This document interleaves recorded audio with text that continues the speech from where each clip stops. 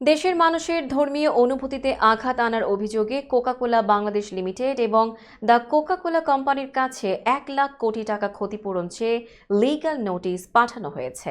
এতে Coke studio বাংলার কার্যকলাপ কোকা-কোলা অনতিবিলম্বে বন্ধ না করলে কেন সংবিধান ও আইন মেনে ব্যবস্থা নেওয়া হবে না তা জানাতে ১৫ দিন সময় দেওয়া হয়েছে। রোববার ডাকযোগে এবং ইমেইলের মাধ্যমে এই নোটিশটি পাঠান আইনজীবী জায়েদ বিন নাসের।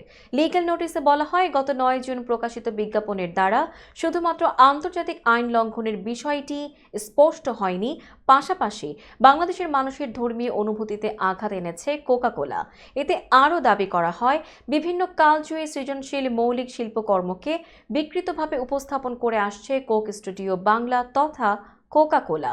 এর ফলে সংবিধানের অনুচ্ছেদ ২৩কে পদদলিত করা হচ্ছে।